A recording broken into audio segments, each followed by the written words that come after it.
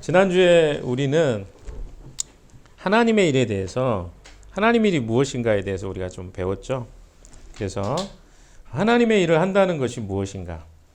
하나님이 보내신 그 아들이신 예수 그리스도를 믿는 것이 하나님의 일이라고 이야기를 드렸습니다. 오늘 제목은 우리가 예수를 믿지 않는다면 조금 이상할 만한 제목이죠. 예수의 살을 먹고 피를 마셔라 라는 주제입니다. 요즘에 그 쇼츠를 하다 보니까 이 제목을 뭐로 할까 고민이 돼서 이 주제하고 쇼츠 주제하고는 조금 다르긴 하지만 예수님의 살과 피를 먹고 마신다는 의미가 무엇인가? 잠깐 생각해 보십시오. 어떤 의미일까? 이것을 좀 우리가 알아보도록 하겠습니다. 저는 또 새로 오신 분도 있고 그러니까 또 이미 아시는 분도 있겠지만 저에 대해 잘 모르시는 분도 있을 것 같아서 오늘 본문의 주제와 맥을 좀 같이 생각하면서 이런 생각들을 다시 한번 정리해 보았습니다. 제가 고등학교 다닐 때 예수님 만났는데요. 그때까지 저의 그 인생의 목적은 저 푸른 초원위에 그림 같은 집을 짓고 사랑하는 님과 함께 제 님이 여기 있습니다. 한평생 살고 싶다. 이게 트로트 노래긴 하지만 이게 저에게는 꿈이었습니다. 소망이었죠.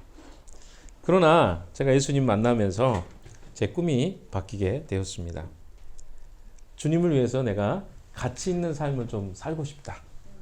이런 생각들을 제가 하게 되었습니다. 제가 학생 때 CCC 활동을 하게 되면서 꿈을 이렇게 꾸게 되었습니다. 사람들이 물어보잖아요. 늘 너희 비전이 뭐야? 제가 대학교 3학년이 됐는데 비전이 없었어요. 특별하게 내가 그냥 어떻게 살아야 될까 고민했었는데 너무 많이 물어보니까 그럼 나도 비전을 좀 가져야 되겠다. 이런 생각을 하게 됐습니다. 그래서 제가 선교사의 꿈을 꿨습니다. 그때 꿈꾸게 된 것이 북한에 선교 사역을 해야 되겠다. 이런 꿈을 꾸게 됐고 또 그런 비전을 다른 사람들에게 전하는 일을 제가 하게 됐습니다. 실제로 제가 북한 선교의 선교사로 2009년부터 2017년까지 사역을 쭉 하다가 한국에 들어와서 이렇게 개척을 하게 되었습니다. 제가 그 신앙생활을 시작하면서 그 시대에 그리스도인들에게 있어서 현실적인 삶의 영역을 살아간다는 것은 조금은 이원론적인 삶의 모습이 굉장히 많았던 것 같습니다. 선교, 예배, 교회는 굉장히 거룩한 것이지만 반대로 세상 속에 살아간다는 것은 조금은 부정적인 영역으로 좀 세상적이라고 생각하는 영역으로 사람들이 많이 생각했던 것 같습니다. 그래서 그리스도인으로 산다는 것은 조금 더 거룩한 삶에 초점이 맞추고 내가 살아야 되겠다라고 하는 생각보다는 내가 어떤 일을 해야 거룩해진다고 생각하는 경향이 많이 있었던 것 같습니다. 처음에 제가 복음을 들었을 때는 그 복음의 내용이 명확하게 이해되지 않았던 것 같아요. 그렇지만 제가 처음에 복음을 들었을 때 제가 몇 번 말씀드렸는데 한 3년 정도는요. 꿈을 꾸는 것처럼 살았습니다. 너무 좋았어요. 내게 복음은 그런 느낌이었어요. 내가 이렇게 살아간다면 난 너무 행복하겠다. 3년 정도 그렇게 행복한 교회 생활을 하게 됐는데 아마 그때가 제 인생에 가장 순수했던, 지금 뭐 순수하지 않다는 그건 아닌데 그때가 가장 순수했던 시간이었던 것 같습니다. 그런데 제가 신앙생활을 하면서 제가 정말 순수했던 그 마음에 상처가 조금씩 생기기 시작했습니다. 왜냐하면 3년 동안은 너무 좋았는데 3년이 지나고 나서부터 조금 현실이 조금씩 보이기 시작하더라고요. 그리스도인도 믿지 않는 사람들과 그렇게 큰 차이가 없네? 뭐가 차이가 있지? 왜냐하면 앞에서는 굉장히 거룩하고 멋있는 이야기를 많이 하는데 실제 삶의 모습 속에서는 그리스도인이나 믿지 않는 사람들이나 그런 큰 차이를 못 느끼게 되었습니다. 그리고 실제로 제가 많은 부분에서 헌신을 하다 보니까 이용을 많이 당했던 기억이 납니다. 이렇게 저렇게 사람들이 굉장히 이용하고 이용당하는 모습들을 많이 보게 되었습니다. 구체적으로 말씀드리지 않는 이유는 혹시 그런 부분에 대해서 제가 이야기를 하면 좀 좋지 않게 느낄 사람도 있기 때문에 제가 요즘 유튜브 하다 보니까 많이 절제가 됩니다. 과거에는 막 이렇게 이야기했던 것들이 조금 조심스럽게 이야기하게 됩니다. 이런 기독교 안에 있는 그런 율법적인 모습들이 또 그 세상 사람들이 외치는 구호와 그렇게 큰 차이가 없다는 사실을 조금씩 보게 되었습니다. 그래서 예수님께서 약속하신 그 풍성한 삶, 그리고 예수를 믿으면 다르게 살 수 있다고 했던 그 내용들이 너무나 멀게 느껴졌던, 현실과 너무 차이가 있다는 것들을 좀 보게 되었습니다. 그래서 실제로 제가 교회 생활을 오래 했죠. 제가 88년에 예수님을 만났으니까 지금까지 30여 년, 한 36년 정도 신앙생활을 하고 있는데요. 그 신앙생활을 하는 동안에 많은 교회를 경험했습니다. 근데 제가 좋은 경험을 많이 했으면 너무 좋은데, 저는 상당히 젊은 시절에 좋지 않은 경험을 많이 했습니다. 교회 안에 있는 부정적인 모습들을 많이 보았습니다. 목회자의 이중적인 모습, 교회 건축 과정에서 공금이 횡령되는 모습, 재정에 대한 세속적인 관점들, 또한 교회의 목적을 잃어버린 교회 내부 안에 있는 갈등들, 또 성직자의 건강하지 못한 모습들, 다 조금씩 다 경험을 하게 됐습니다. 그런데 더 큰 문제는 뭐냐면 교회가 이런 부분에 대해서 자정할 수 있는 능력이 없다는 것이 저에게 더 큰 충격으로 다가왔었습니다.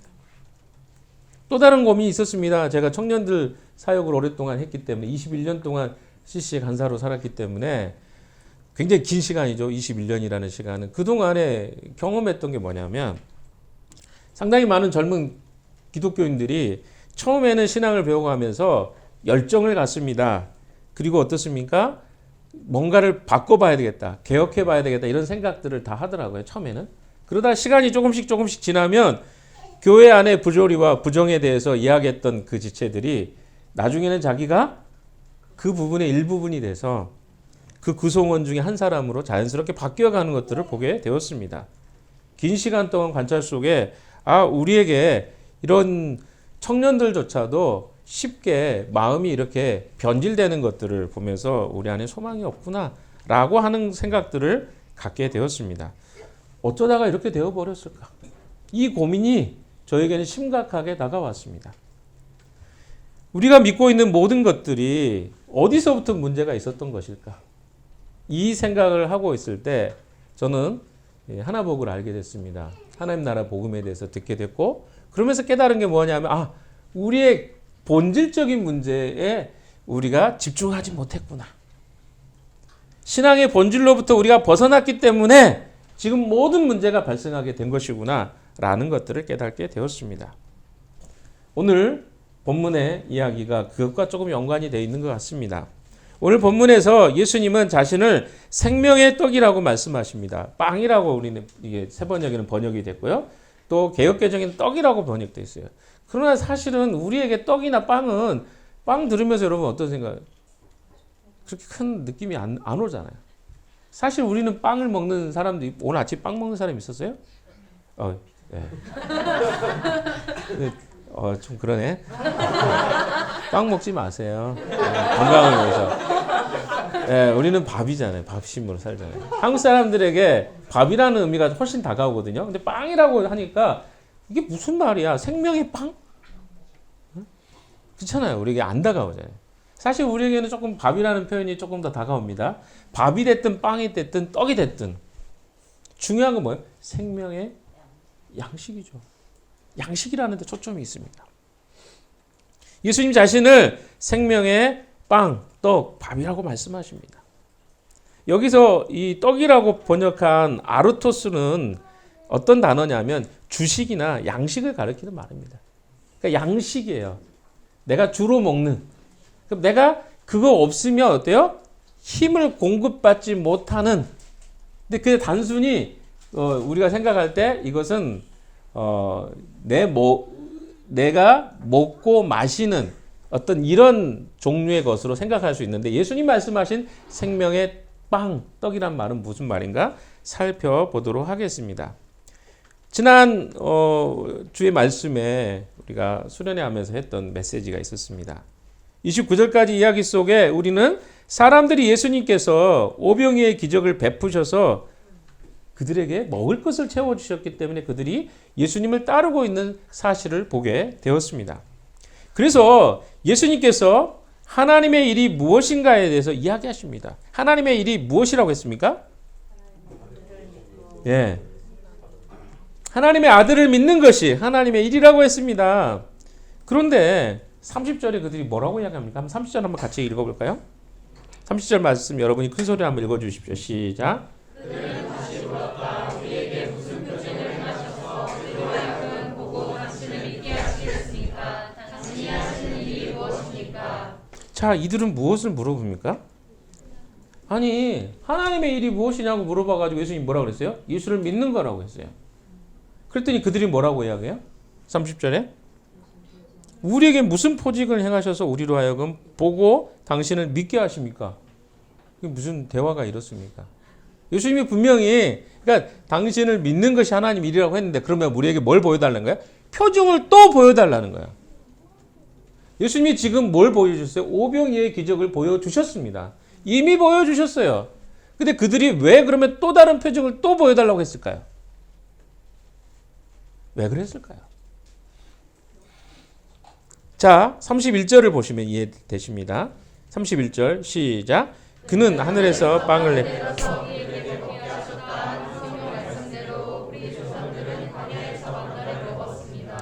예, 만나 이야기를 하는 거예요. 무슨 말일까요? 만나는 매일 내렸거든요. 구약의 만나는 어때요? 매일 내렸어요. 그러니까 어때요?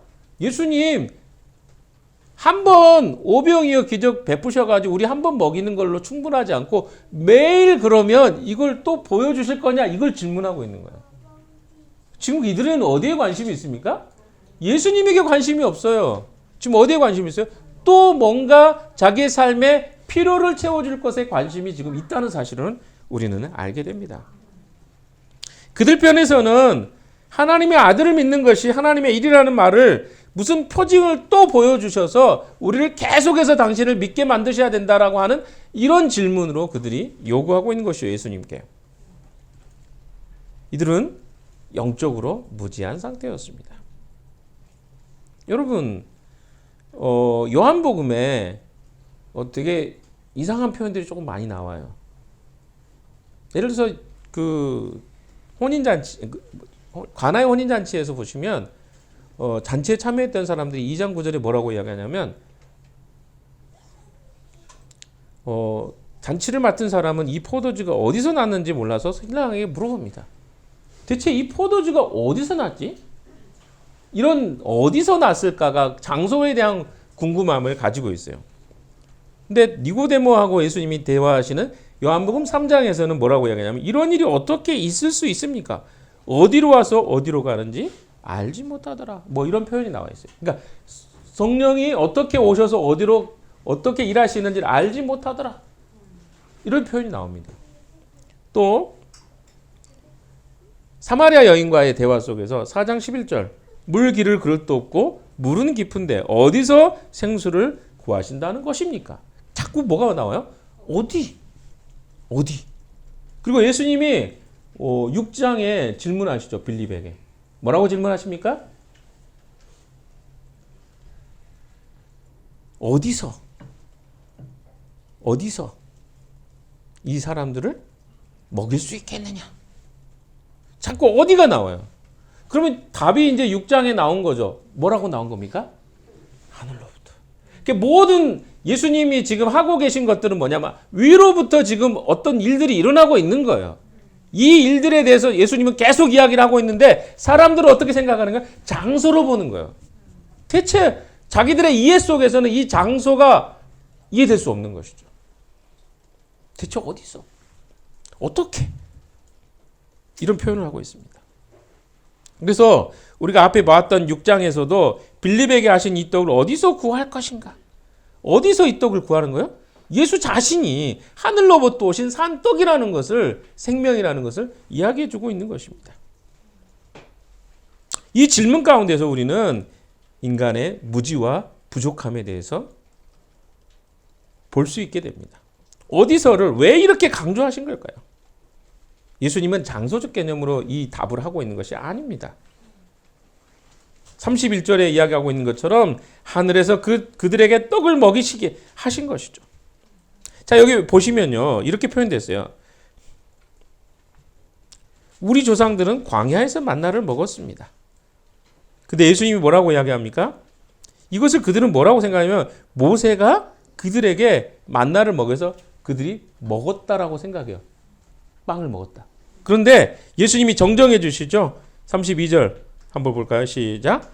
예수께서 그들에게 대답하셨다. 내가 진정으로 너희에게 말한다. 하늘에서 너희에게 빵을 내려다 주신 이는 모세가 아니다. 하늘에서 참빵을 너희에게 주시는 분은 내 아버지시다. 예. 그 뭐예요? 이 사람들 무슨 생각한 거예요? 모세가 만나를 그들에게 먹였다고 매일 먹여줬다고 생각한 거예요. 그래서 그 모세가 만약에 예수님이 당신이 그런 분이라면 우리에게 뭘 주라는 거야? 매일 만나를 먹여주는 것처럼 나의 필요를 채워주십시오 하는 것이 그들의 요구였습니다. 자, 그러면 예수님 지금 어디에 관심이 있어요? 그들을 매일매일 만나로 먹이는 것에 있지 않습니다. 왜 그럴까요? 신명기 8장 3절에도 그런 이야기 나오죠. 사람이 떡으로만 살 것이 아니요 오직 여호와의 말씀으로 말미암을 것이니라. 여러분, 사람은 떡으로만 이 세상을 살아간다고 생각하는 경향이 있는 것 같습니다. 실제로 우리 한번 생각해 보십시오. 떡이라는 말은 다른 말로 표현하면 우리가 필요한 것들입니다. 양식이 되기도 하고 물질이 되기도 할 것입니다. 어떤 사람에게 그것이 인정이 될 수도 있겠습니다. 근데 그것들이 우리에게는 내 삶에 힘을 주는 유일한 근원이라고 생각하고 살아가요. 그래서 우리는 뭐예요? 이 시간에 여기 앉아서도 우리는 무슨 고민합니까? 내 먹을 거. 어떻게 살아갈까? 이것이 우리의 고민 아닙니까? 그러나 주님이 우리에게 말씀하고 있는 것은 무엇입니까? 그 진짜 우리가 먹고자 하고 우리가 원하는 것들은 어디로부터만이 공급이 돼야 된다고 말씀하시는 거죠? 위로부터, 하늘로부터 공급돼야 우리는 진정한 생명을 유지할 수 있다고 이야기하고 계신 것입니다. 빌립에게 이야기하셨던 그 장소는 어디입니까? 바로 예수님 자신인 것을 이야기하십니다. 예수님 자신이 아버지께로부터 오셨습니다. 그런데 그 아버지께로부터 오신 그분은 그들에게 단순히 한 끼를 먹여주고 또 한 끼를 먹이고 그런 일로 만족하는 분이 아니셨습니다. 즉 예수 그리스도는 영원히 배고프지 않는 양식을 주고 싶어서 이 땅에 오신 것입니다. 근데 사람들은 자꾸 뭘 원해요? 한 끼 먹을 거. 잠시 내 고민을 잊게 해줄 잠깐 찰나의 기쁨. 이것을 주님께 요구하고 있는 것을 보게 됩니다. 주님은요, 예수님 자신으로 너희가 배부를 수 있다. 이렇게 말씀합니다. 근데 사람들은 이해를 못해요. 아니, 어떻게 예수를 먹고 마시는 것이 내 육체적 필요가 채워줄 수 있다는 것이지? 라고 생각하는 거죠. 지금 예수님이 주고 싶어 하신 것은 육체적 필요가 아니었어요. 그러나 계속해서 그들은 어떻습니까?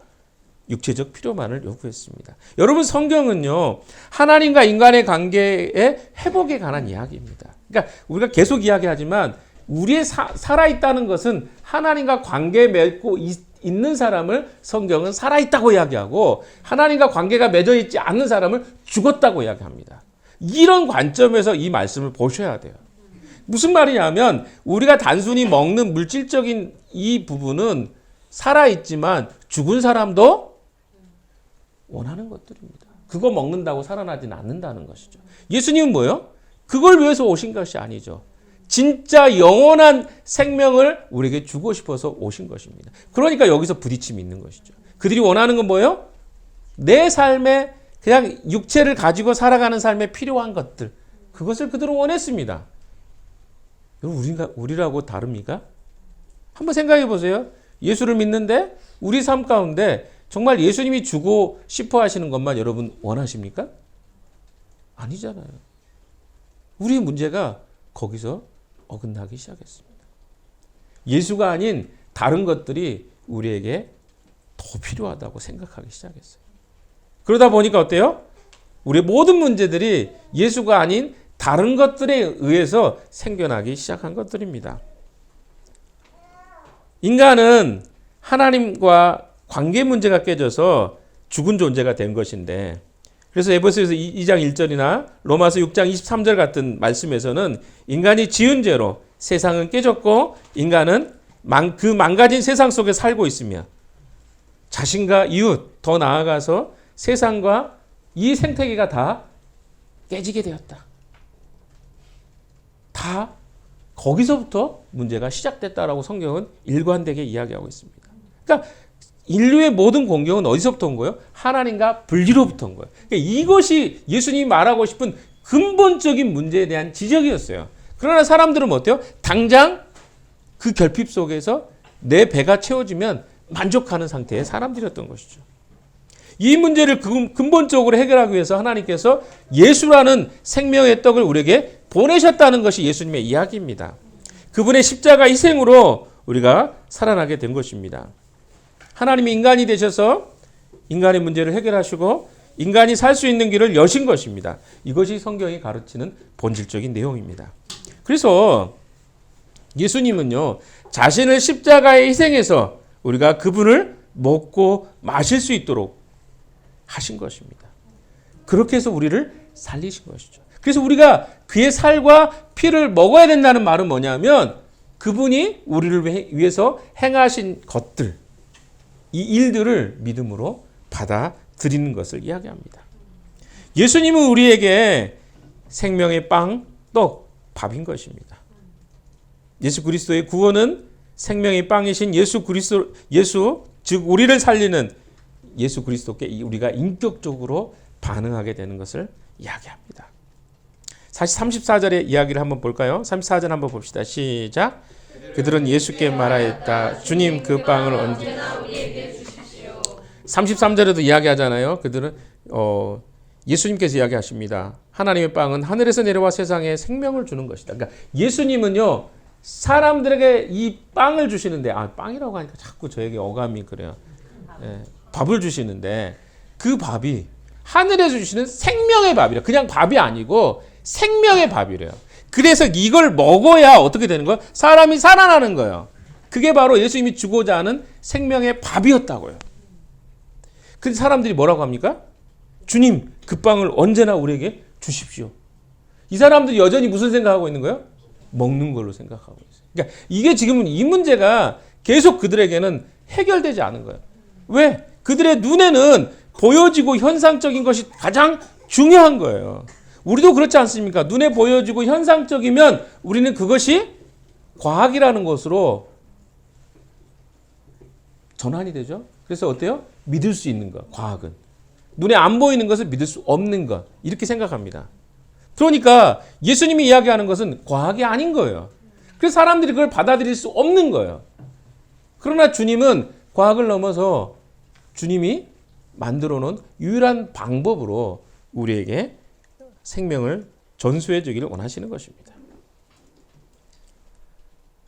그들은요, 이것을 내게도 매일 있게 해 주십시오. 마치 수가성의 여인이 이런 말을 했죠. 주여, 그런 물을 내게 주사 목마르지도 않고 또 여기 물길로 오지도 않게 해 주십시오.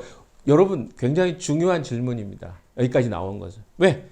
여기서 한 걸음만 더 나가면 어때요? 구원이 그들에게 임할 수 있었어요. 그러니까 이 사람들은 지금 예수님의 오병이어의 기적을 맛봤습니다. 그리고 예수님을 계속 추적하고 따랐어요. 그러면 어때요? 조금만 더 나아가면 어때요? 구원이 그들에게 곧 임할 수 있었어요. 왜? 수가성 여인도 똑같은 질문을 했잖아요. 이 떡을 내게 매일 주십시오. 이 질문까지는 좋았어요. 그러나 그 다음 단계에서 그들은 탈락합니다. 그 다음 단계가 무엇인가를 한번 살펴보도록 합시다.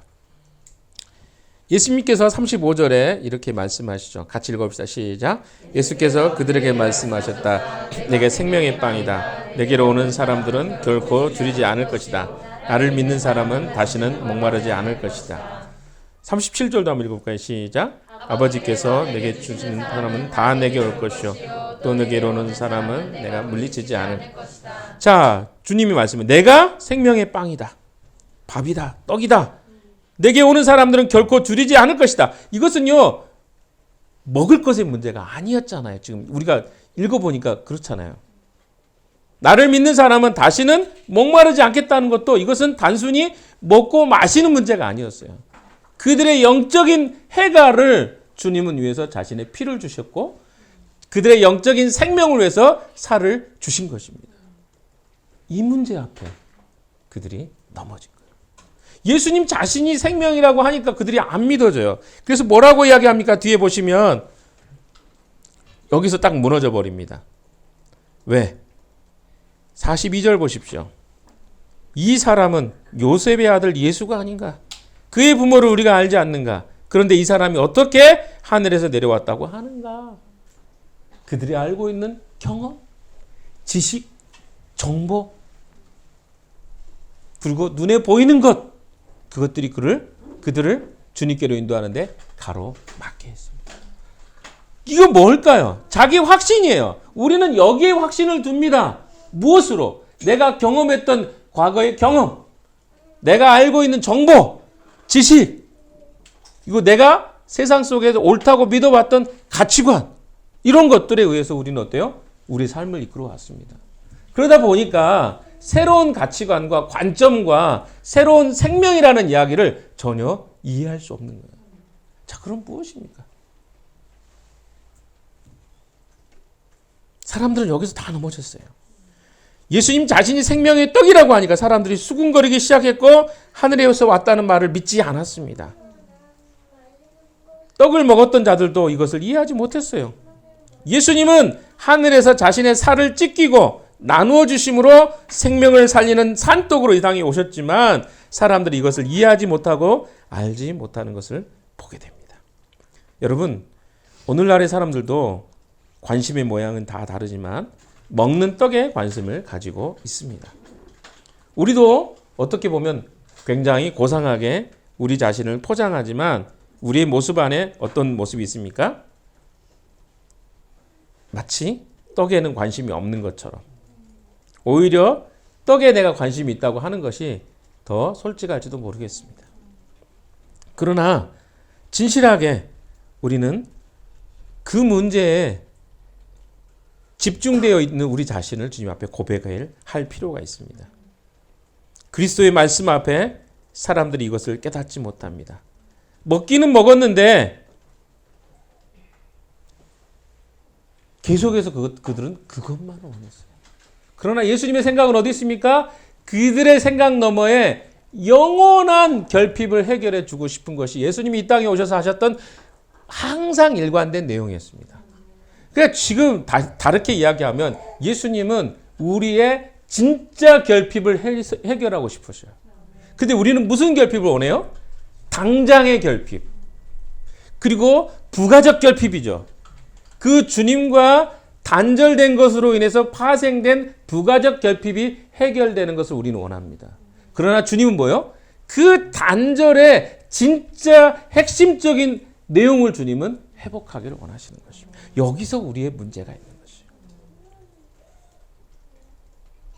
사랑하는 여러분, 성경에서 이야기하고 있는 내용들을 쭉 보시면요, 예수님 자신이 하늘에서 내려온 산떡이다. 광야의 그 만나는요, 예수님 자신을 이야기했습니다. 왜? 신명기 8장에 이야기하고 있는 것처럼 사람은 떡으로 산다고 생각할지 모르겠지만 하나님의 생각은 무엇입니까? 하나님의 입으로 나오는 말씀으로 사는 게 우리 영적 존재들의 삶이라고 이야기합니다.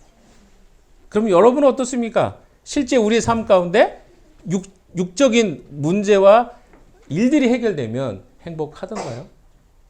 그것으로만 만족했다면 우리는 이 자리에 나올 필요가 없었을 것입니다. 주님은 우리에게 이렇게 말씀하십니다. 나의 살을 먹고 피를 마시라고 말씀하십니다. 이 말씀은 예수님 자신을 이야기하신 것입니다. 47절, 48절을 보시면 명확하게 이야기합니다. 47절, 48절 같이 읽어볼까요? 시작. 내가 진정으로 너에게 말한다. 믿는 사람은 영생을 가지고 있다. 나는 이게 무슨 말입니까? 예수님 자신이 영생이시잖아요. 요한일서에도 그렇게 나오죠. 예수님 자신이 영생이에요. 그래서 예수님을 먹고 마시라고 하는 말은 뭡니까? 영생이 되신 그분을 내 안에 어떻게 하라는 거예요? 영접하고 받아들이라는 것입니다. 근데 문제는 여기에 있어요. 우리는 다 입으로 고백했잖아요. 예수를 믿고 예수님을 받아들이지 않은 사람이 어디 있어요? 그리스도인들 중에. 근데 문제는 여기에 있습니다. 여러분 상상 임신을 아시나요? 여러분이 혹시 상상 임신을 하고 있는 건 아닌가요? 그러니까 예수를 내가 모시고 있는지 아닌지를 착각하고 있는 건 아닌가요? 여러분 진짜 생명이 들어있는 것과 아닌 것의 차이가 뭘까요? 상상 임신을 할 수 있습니다. 그러나 만약에 여러분에게 예수의 복음의 씨앗이 여러분에 들어왔다면, 생명이 여러분에게 DNA로 들어왔다면 여러분의 삶 가운데 어떤 변화가 생길까요? 씨앗은요, 생명은요, 작습니다. 아주 작아요. 그러나 시간이 지나면 어떤 일이 발생할까요? 거기서 생명이 자라기 시작합니다. 생명이 자라기 시작하면 어떤 변화가 일어나죠? 처음에는 잘 몰라요. 그러나 시간이 지나면 지날수록 그것이 더욱더 분명해지는 특성이 있습니다. 아이를 임신한다고 생각해 보십시오. 보통 2달 정도 지나야 아이가 임신한 걸 많은 사람들이 압니다. 둔한 사람은 3달, 4달, 5달도 걸린다고 하더라고요. 그런데 생각해 보십시오. 우리 안에 생명이 들어왔으면 우리 안에 뭐가 생길까요? 변화가 생기잖아요. 배가 나온다거나 뭐 한참 뒤에 나오겠지만 그러면 무슨 일이 생겨요? 이 뱃속에 있는 씨앗에 의해서 내 삶이 어떻게 해요? 움직여 갑니다. 그래서 임신한 엄마들이 어떻게 해요? 커피도 안 마시죠. 그렇게 좋아하던 콜라도 안 마시죠. 또 그렇게 좋아하던 것들이 다 싫어져요. 왜? 이 뱃속에 있는 그 생명이 싫다고 하는 거예요. 과거에 좋아했던 것들이 그렇게 싫어요. 제가 기억이 납니다. 예정이 임신하고 제 아내가 냉장고를 못 열게 해요. 안방에 있다가도 막 뛰어나와요. 방금 냉장고 열었지. 어떻게 알아요? 기가 막히게 알아요. 냄새가 그렇게 나나 봐요. 그래서 집에서 뭘 먹을 때는 조심조심. 근데 딱 그 순간에 튀어나와서 냉장고 열지 마. 그 김치 냄새가 그렇게 싫은가 봐요. 여러분, 그게 우리가 생명을 잉태했을 때 나타난 변화예요. 그 생명에 의해서 우리 삶이 움직여 간다고요. 그게 다른 말로 이야기하면 예수가 내 안에 들어오잖아요. 그 예수가 원하는 대로 내 삶을 살게 돼 있다고요. 여러분, 내가 임신했는데 내 마음대로 막 커피 먹어버립니까? 주변에 있는 사람 손가락질 엄청 당하잖아요. 저 사람 지금 제정신인가?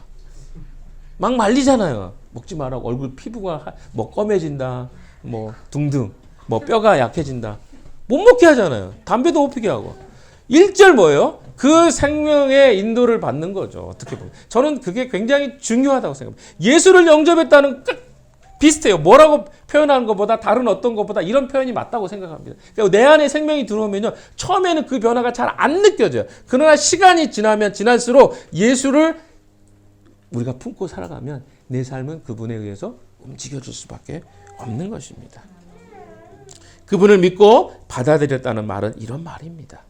예수의 DNA가 우리에 들어옵니다. 그럼 우리는 새로운 존재가 되는 거예요. 아까 인사했잖아요. 우리는 새로운 가족이 된 거예요. 이 사람들은 그런 개념을 몰랐어요. 영적인 새로운 거듭남의 의미를 모르니까 예수님이 나사렛에 살았던 그 목수의 아들로 그들은 계속 보고 있는 거예요.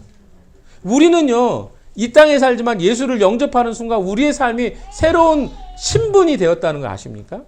어떤 신분이 되었습니까? 하나님의 자녀가 됐어요. 하나님이 우리 아버지가 된 거예요. 그래서 우리가 형제자매 하지 않습니까? 새로운 가족이 됐단 말이에요.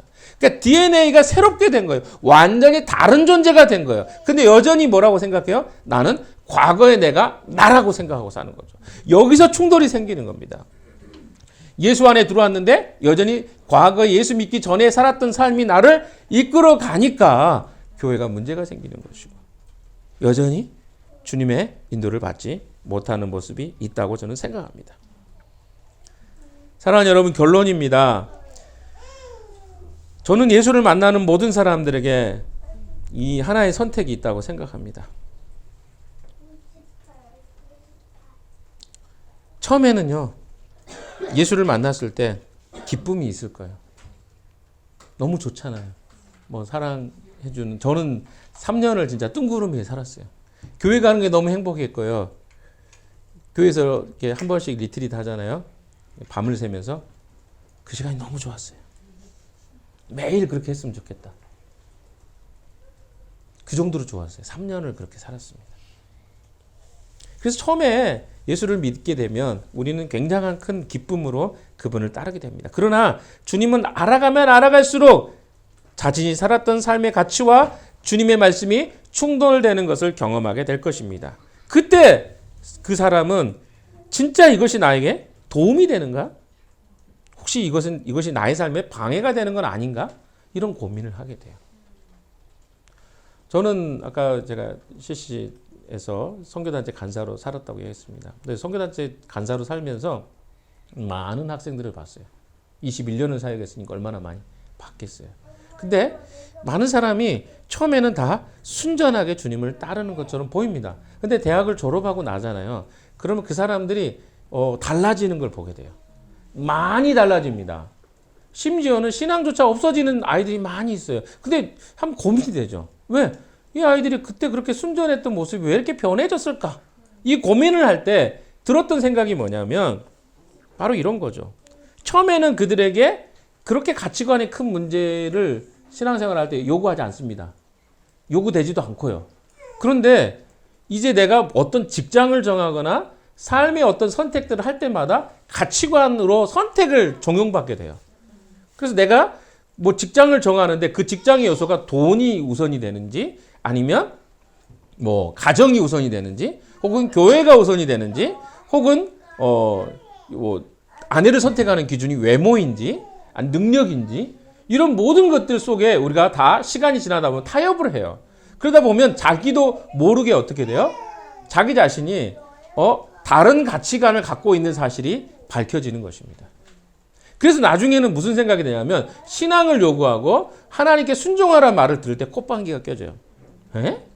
그게 나에게 무슨 의미가 있는데? 이런 생각이 드는 거죠. 처음에는 순수했는데 순전했는데 나중에는 진짜는 뭐예요? 자기의 가치관하고 충돌을 일으키는 거예요. 신앙과 이 하나님 말씀이. 하나님 말씀은 뭡니까? 온전히 마음과 뜻과 생명을 다해 주님을 따르라 그래요. 주님을 하나님을 내 우선순위로 삼으라고 하는데 우리의 삶은 우리를 그렇게 말하지 않잖아요. 네가 너의 주인이잖아. 네 마음대로 해. 하고 싶으면 해. 왜 남의 이야기 들을 필요 없어. 이게 세상의 소리 아닙니까? 여기 속에 살다 보니까 어때요? 교회는 그냥 액세서리 정도? 그냥 적당히 내가 주일날 교회 다니면 되는 거 아니야? 이런 생각들이 우리 안에 자연스럽게 들어와요. 그리고 과거에 그렇게 열심히 살았던 것들이 그렇게 무슨 의미가 있지? 돌아보니까 이것도 좋은데? 코로나 이후에 훨씬 더 그런 생각들이 많아졌습니다. 그리고 나서 어때요? 교회 안 가도 되네? 전에는 어떤 생각이었어요? 교회는 반드시 가야 되는 곳이었어요. 안 가면 모두가 눈치 주고. 그런데 어때요? 지금은 안 가도 되네. 그러니까 어때요? 더 그런 마음이 생기는 거죠. 여러분, 문제는 뭔지 아십니까? 이렇게 하면 죽는 거예요.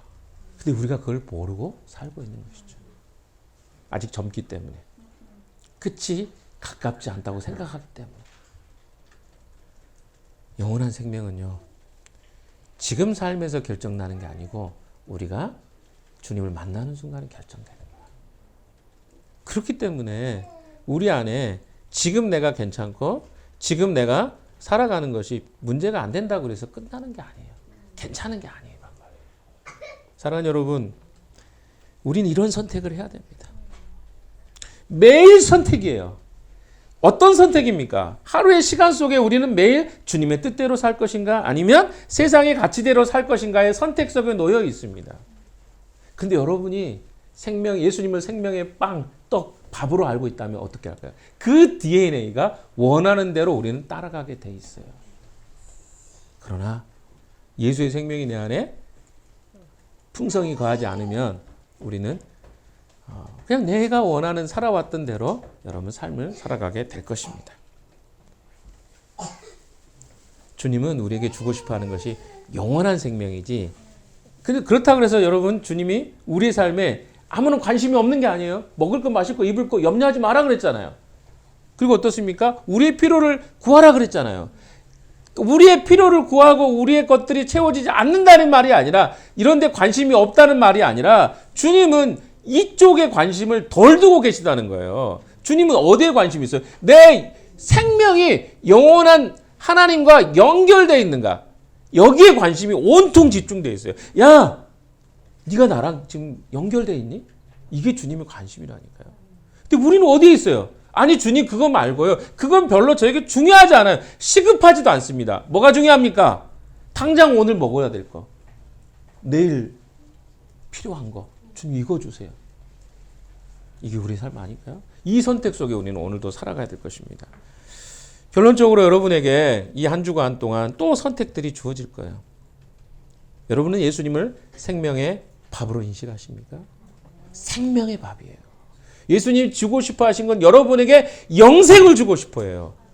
단순하게 내가 오늘 하루 살아갈 먹을거리가 아니라 영원한 생명을 주고 싶어 하십니다. 여러분 영생을 원하십니까? 아니면 오늘 한 끼 밥을 먹고 싶어 하십니까?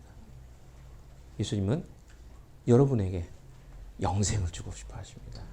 이 한 주간 동안 어떻게 살아요? 주님과 우리는 계속 그래서 커넥션을 가져야 돼요. 연결되지 않으면 우리는 어때요? 영원한 것에 관심이 없게 돼요. 당연히 없게 됩니다.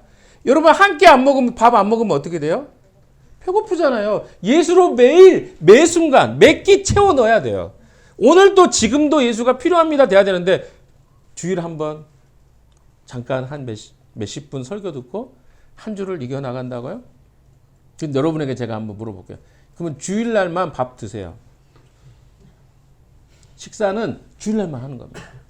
이렇게 말하면 여러분 뭐라고 할 거예요? 맞습니다. 저는 한 끼 먹으면 일주일을 버틸 수 있습니다. 이렇게 말하나요? 예수는요 매일 필요한 거예요. 그래서 우리에게 일용할 양식을 주옵시고 할 때 단순하게 육적 양식만이 아니에요. 예수가 우리에게는 생명의 밥이라는 말이에요. 주님 오늘 또 나는 당신이 필요합니다. 당신과 함께하게 해주십시오. 이 고백도 우리가 밥 먹을 때 함께 해야 돼요. 왜? 내가 밥을 먹을 때 에너지를 공급받는 것처럼 주님이 오늘 또 저는 필요합니다. 이 고백이 있어야 여러분은 주님과 계속해서 연결되죠. 배터리가 연결되어 있지 않으면 충전이 안 되잖아요. 똑같습니다. 주님과 연결되어 있지 않으면 충전이 안 돼요. 근데 여러분 어떻게 일주일에 한번 충전하고 일주일을 살려고 하십니까? 그래서 다시 한번 정비하십시오. 그래서 제가 요즘에 구독도 많이 요청하는데 메시지도 순간순간 들으십시오. 왜? 잊어버리니까. 그리고 놓쳐버리잖아요. 혼자 살 수 없잖아요. 주님이 그래서 가족으로 준 거예요. 옆에 있다 보면 어떻게 해요? 혼자 할 때는 다 잊어버리는데 같이 있으면 계속 기억납니다. 아, 이거 해야 되는구나. 아, 이거 주님 필요하네. 그게 바로 우리에게 하나님의 영원한 생명을 매일 주시겠다는 말씀입니다.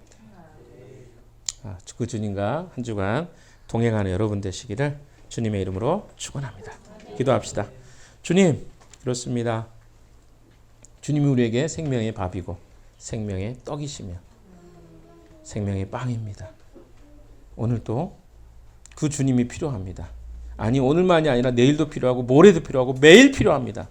주님 그것을 기억하고 믿음으로 살아가는 저희들 되게 해 주시옵소서. 한 주간에 그런 주님과 동행하는 한 주가 되기를 소망하며 예수 그리스도 이름으로 기도했습니다. 아멘.